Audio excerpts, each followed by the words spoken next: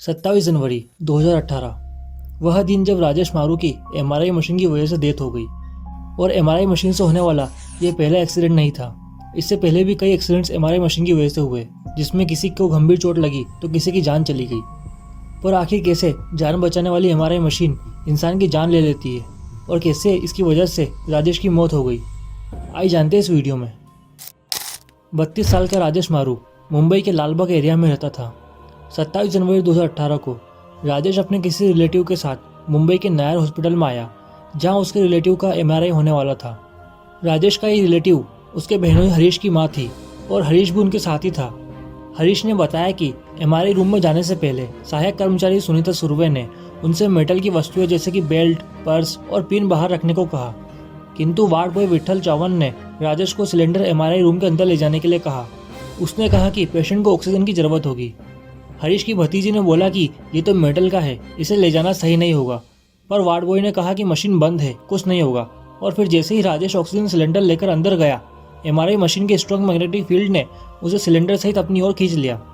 राजेश का हाथ सिलेंडर के नीचे फंस गया था और सिलेंडर हटाने की जद्दोजहद में सिलेंडर की एक ट्यूब निकल गई, जिससे टैंक की लिक्विड ऑक्सीजन लीक होने लगी और लिक्विड ऑक्सीजन में सांस लेने की वजह से राजेश की हालत खराब हो गई और आईसीयू में ले जाते समय राजेश की मौत हो गई। इस मशीन का फोर्स इतना मजबूत था कि हाथ निकालने की जद्दोजहद में उसकी एक उंगली वहीं टूटकर अटक गई। राजेश की डेथ के आरोप में पुलिस ने doctor Saurabh, ward boy Vitthal Chauhan और सहायक कर्मचारी सुनीता सुर्वे को अरेस्ट कर लिया। एक्सीडेंट की वजह पर इस पूरे एक्सीडेंट में गलती कहाँ हुई? वार्ड बॉय ने एमआरआई मशीन बंद की थी, तो फिर ऐसा कैसे हो सकता है? दरअसल एमआरआई मशीन एक इलेक्ट्रॉनिक मैग्नेट की तरह काम करती है। ये एक मेडिकल इमेजिंग तकनीक है जिसके जरिए डॉक्टर शरीर के अंदर के अंगों की तस्वीर प्राप्त करते हैं। इस तकनीक का इस्तेमाल खासतौर पर ब्रेन, स्पाइन और हड्डियों के जोड़ों में होने वाली परेशानियों का पता लगाने के लिए किया जाता है। ये मशीन बंद नहीं होती। Indian radiology and imaging association के पूर्व अध्यक्ष डॉक्टर शैलेंद्र ने कहा कि कंप्यूटर से एमआरआई मशीन बंद होने के बाद भी इसका मैग्नेटिक फील्ड खत्म नहीं होता।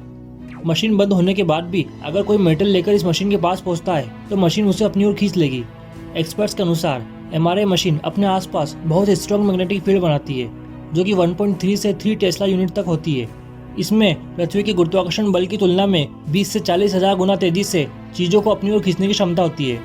एमआरआई मशीन मिसाइल जितनी स्पीड से लोहे को अपनी ओर खींचती है। ऐसे में अगर किसी व्यक्ति के हाथ में सिलेंडर हो तो मशीन उसे सिलेंडर सहित अपनी ओर खींच लेगी। ये मशीन कैसे बंद होती है? डॉक्टर शैलेंद्र ने बताया कि एमआरआई मशीन में बहुत पावरफुल मैग्नेट लगे होते हैं। मशीन के रखरखाव के लिए उसमें हीलियम गैस लगती है, जिसका खर्च बहुत अधिक होता है। ऐसे में मशीन को बार बार बंद नहीं किया जाता। मशीन को केवल कंप्यूटर से ही बंद किया जाता है।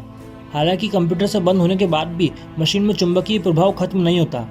किसी भी तरह की इमरजेंसी के दौरान मशीन में एक इमरजेंसी स्विच होता है, जिसके बंद करने से मशीन पूरी तरह बंद हो जाती है।